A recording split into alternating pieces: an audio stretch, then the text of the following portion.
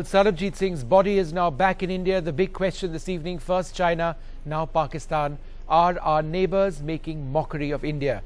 Joining us to debate this, Javed Akhtar, Rajya Sabha MP, lyricist and poet.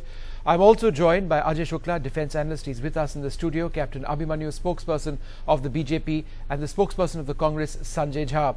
We'll also be joined by Musharraf Zaidi, the Pakistani analyst, in a few moments from now. Captain Abhimanyu, if I can come to you first. Who do you blame most for this attack? Would you just say that it's the Pakistani establishment which was responsible for this? Or do you believe that the Congress government has not done enough to look into the interests of Sarabjit Singh and his family over the last several years?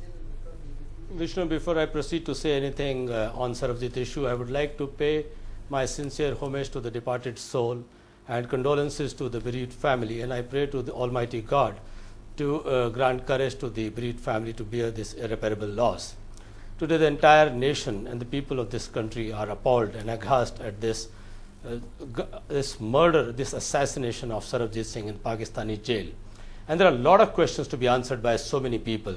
The government of India today needs to explain that when it was made aware by the Sarabjit's family about the threat to Sarabjit in Pakistan jail, what were they doing about it, what had they done about it? Even the intelligence inputs were available that there is threat to Sarabjit's life. Did Indian government approach the Pakistani authorities to ensure safety and security of Sarabjit in Pakistan jail? He was in the custody of Pakistan government. Realistically, what difference would that have made? The government of India reaching out to the government of Pakistan and saying that, look, Sarabjit is perhaps unsafe doesn't necessarily mean that the government of Pakistan would be obliged to do anything to protect him even more. This is the government, or this is a system which we need to fundamentally distrust for several reasons. So why blame the Congress or the government? No, I'm not blaming Congress party. I'm blaming the government of India. Sure, the government. Why blame the government? Because the people of India can ask questions only to the government of India. People of India cannot go to the government of Pakistan and ask them, why have you done this? So the fault is not the Pakistani government, it's the government of India's, because we can ask them the question. Yes. And of course, I would also ask the questions from the international human rights organizations, what have they been doing about it? Also, there's no denying to the fact that the Pakistan government has to do a lot of answering. The international human rights community doesn't have much say in Pakistan, sir. They never have in recent times. But let me just, Sanjay, bring you in over there, because what the captain is reflecting on is this sense of anger, and it's also been reflected to a certain extent by the family of Sarabjit, that the government has just not done enough. That somehow or the other, more pressure needs to have been put on the Pakistani government to take us seriously. They don't take us seriously. Just 3 months back, there was another Indian who was killed in a Pakistani jail. I'm actually very disheartened to hear what the BJP spokesperson has said. I mean, it's a solemn day. There's somebody who's been brutally murdered who was an Indian citizen, and on a day like this to play petty, in my opinion, very pedestrian politics is a sad, I would say, a more tragic manifestation of our political culture. Let me answer what Captain Abhimanyu said. Number one, he's been in jail over there for over 2 decades.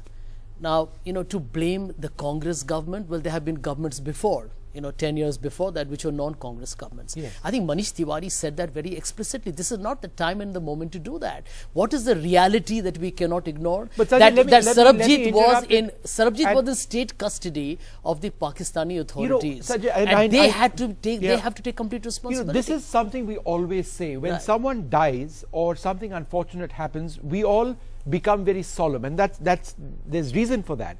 But that shouldn't be a reason why tough questions aren't asked. Oh, sure. So the BJP has that question that, look, does India count for anything in Pakistan's foreign policy? Evidently it doesn't, for so many reasons. Well, let me tell you the difference. I mean, this is something that we need to understand.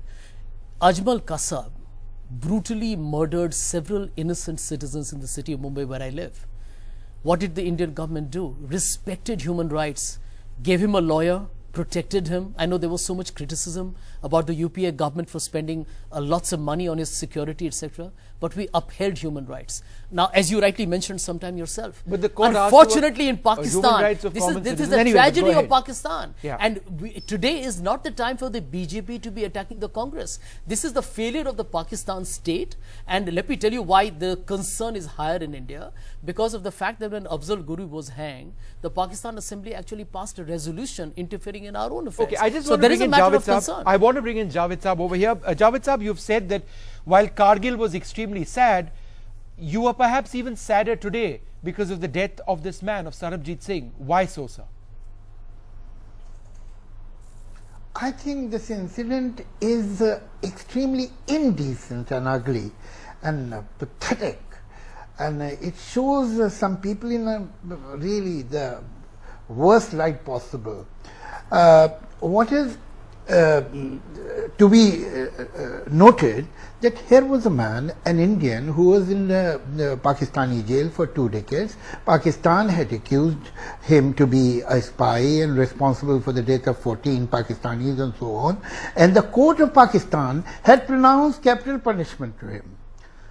So far, it's a matter of discussion whether he was or he was not. If he was really a terrorist and he was a spy, then perhaps he was the only one of his kind, because India doesn't have any history of sending these kind of terrorists which we generally receive from Pakistan. So that's because we don't talk about it, sir, but there is no was a evidence to suggest single case. one way or the other that there haven't been Indian spies in Pakistan. This is what they are saying. Well, as a matter of fact, I mean, such things have not happened where you have accused that Indian citizen had crossed the border and done this. It has not happened, as a matter of fact. For discussion's sake, one can say anything, but the reality is different.